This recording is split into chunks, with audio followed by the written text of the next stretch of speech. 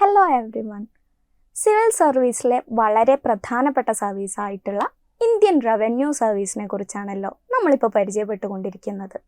Indian revenue സർവീസിൻ്റെ history എന്താണെന്നാണ് ഈ ഒരു സെഷനിൽ നമ്മൾ പരിചയപ്പെടാൻ പോകുന്നത്. ഡയറക്റ്റ് ടാക്സിനെ നമ്മുടെ രാജ്യത്തിൻ്റെ വരുമാന സ്രോതസ്സായി ആദ്യമായി കൊണ്ടുവന്നത് ബ്രിട്ടീഷ് പൗരനായ സർ ജെയിംസ് വിൽസൺ ആണ്. ഈ ഒരു പ്രപ്പോസലിൻ്റെ മെയിൻ എയിം എന്ന് പറയുന്നത് 1857 ഇന്ത്യൻ സ്വാതന്ത്ര്യ സമരം ഉണ്ടാക്കിയിട്ടുള്ള ആഘാതങ്ങളിൽ നിന്നും ഡിഫിക്കൽട്ടീസിൽ നിന്നും കരകയറുക എന്നതായിരുന്നു. ഇൻകം ടാക്സ് ഡിപ്പാർട്ട്മെൻറ്റിൻ്റെ ഓർഗനൈസേഷണൽ ഹിസ്റ്ററി തുടങ്ങുന്നത് 1922 ഇൻകം ടാക്സ് ആക്റ്റോടുകൂടിയാണ്.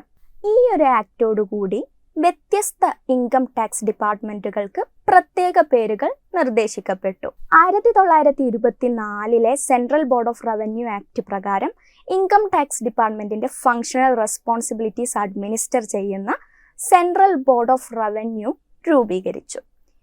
ഇതോടുകൂടി ഓരോ പ്രൊവിൻസിലേക്കും ഇൻകം ടാക്സ് കമ്മീഷണേഴ്സിനെ അപ്പോയിൻറ്റ് ചെയ്യുകയുണ്ടായി.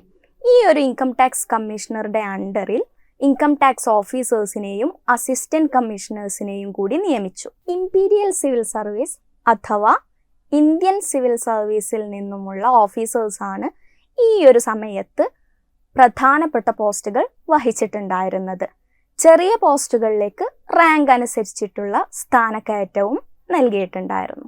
1944 ഇൻകം ടാക്സ് സർവീസ് നിലവിൽ വന്നു. ആൻഡ് സബ്സിക്വൻ്റ്ലി 1953 അതിനെ Indian revenue service income tax എന്ന പേരിൽ റീകൺസ്റ്റിറ്റ്യൂട്ട് ചെയ്യപ്പെട്ടു.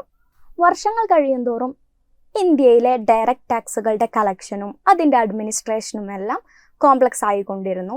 And as a result 1963 central board of revenue act പ്രകാരം ഇൻകം ടാക്സ് ഡിപ്പാർട്ട്മെൻറ്റിൻ്റെ സ്റ്റാറ്റ്യൂട്ടറി ബോഡിയായിട്ട് central board of direct taxes അഥവാ CBDT നിലവിൽ വന്നു. ഇനി നമുക്ക് Indian revenue service customs and indirect ടാക്സിൻ്റെ ഹിസ്റ്ററി ഒന്ന് പരിശോധിക്കാം. നമ്മൾ മുമ്പ് പരിചയപ്പെട്ട 1919 ഗവൺമെൻറ് ഓഫ് ഇന്ത്യ ആക്ട് പ്രകാരം സിവിൽ സർവീസിനെ രണ്ടാക്കി സ്പ്ലിറ്റ് ചെയ്തിരുന്നു എന്ന് നമുക്കറിയാൻ പറ്റും. All India services and central service എന്നിങ്ങനെയായിരുന്നു അതിനെ സ്പ്ലിറ്റ് ചെയ്തിട്ടുണ്ടായിരുന്നത്. സെൻട്രൽ സർവീസിലെ പ്രധാനപ്പെട്ട സർവീസുകളായിരുന്നു the railway service, the Indian post and telegraph service and the imperial custom service എന്ന് പറയുന്നത്. ഈ പറഞ്ഞ ഇമ്പീരിയൽ കസ്റ്റം സർവീസാണ് 1953 Indian revenue service customs and central excise എന്ന പേരിൽ റീകൺസ്റ്റിറ്റ്യൂട്ട് ചെയ്യപ്പെട്ടത്. ഇങ്ങനെ കസ്റ്റംസ് ആൻഡ് സെൻട്രൽ എക്സൈസ് സർവീസിൽ ഒരുപാട് മാറ്റങ്ങൾ കൊണ്ടുവന്ന ഒരു ഭേദഗതിയായിരുന്നു 101 ഭരണഘടനാ ഭേദഗതി എന്ന് പറയുന്നത്. അപ്പോൾ എന്താണ് ഭരണഘടന 101 ഭേദഗതി എന്ന് നമുക്കൊന്ന് നോക്കാം. This amendment officially known as the Constitution 101st Amendment Act 2016, this amendment introduced the National Goods and Service Tax GST in India from 1st July 2017. It was introduced as the 122nd Amendment Bill of the Constitution of India. The goods and service tax is a value-added tax proposed to be a comprehensive indirect tax levy on manufacture, sale and consumption of goods as well as services at the national level. It replaces all indirect taxes levied on goods and service by the Indian central and state governments. It is aimed at being comprehensive for most goods and services.